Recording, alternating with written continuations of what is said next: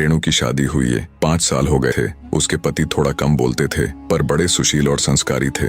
माता पिता जैसे सास ससुर और एक छोटी सी ननद और एक नन्ही सी परी भरा पूरा परिवार था। दिन खुशी से बीत रहे थे। आज रेणु बीते दिनों को लेकर बैठी थी।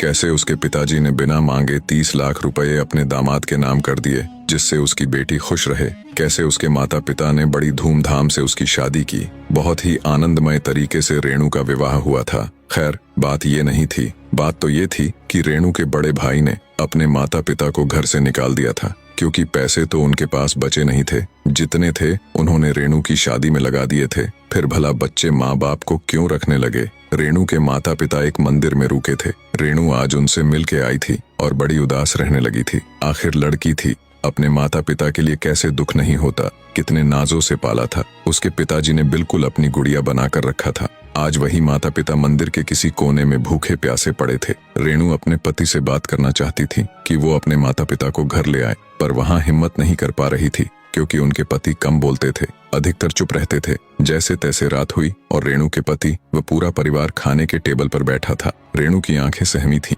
उसने डरते हुए अपने पति से कहा, सुनिए जी, भैया भाभी ने मम्मी पापा को घर से निकाल दिया है। वो मंदिर में पड़े हैं, आप कहें तो उनको घर ले आऊं। रेणु के पति ने कुछ नहीं कहा और खाना खत्म करके अपने कमरे में चला गया। सब लोग अभी तक खाना खा रहे थे पर रेणु के मुख से एक निवाला भी नहीं उतरा था। उसे बस यही चिंता सता रही थी, अब क्या होगा। इन्होंने भी कुछ नहीं कहा। रेणु रूहांसी सी आंख लिए सबको खाना परोस रही थी। थोड़ी देर बाद रेणु के पति कमरे से बाहर आए और रेणु के हाथ में नोटों का बंडल देते हुए कहा, इससे मम्मी डैडी के लिए एक घर खरीद दो और उनसे कहना वो किसी बात की फिक्र न करे, मैं हूँ। रेणु ने बात काटते हुए कहा, आपके पास इतने पैसे कहाँ से आए जी। रेणु के पति ने कहा, ये तुम्हारे पापा के दिए ही पैसे हैं, मेरे नहीं थे, इसलिए मैंने हाथ तक नहीं लगाए। वैसे भी उन्होंने ये पैसे मुझे जबरदस्ती दिए थे, शायद उनको पता था एक दिन ऐसा आएगा। रेणु के सास ससुर अपने बेटे को गर्व भरी नजरों से देखने लगे और उनके बेटे ने भी उनसे कहा, अम्मा जी बाबूजी सब ठीक है ना। उसके अम्मा बाबूजी ने कहा, बड़ा नेक ख्याल है बेटा,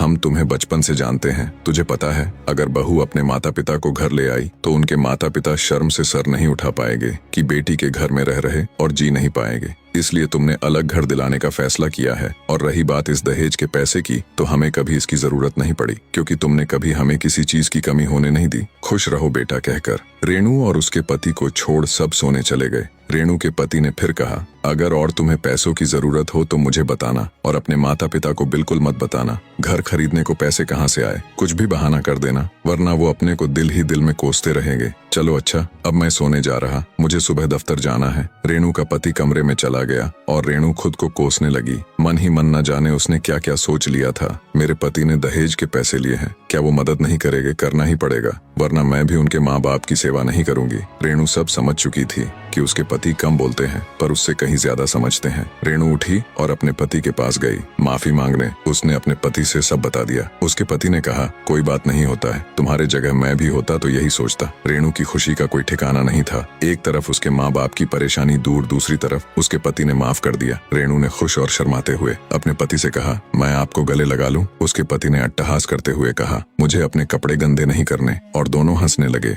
और शायद रेणु को अपने कम बोलने वाले पति का ज्यादा प्यार समझ आ गया।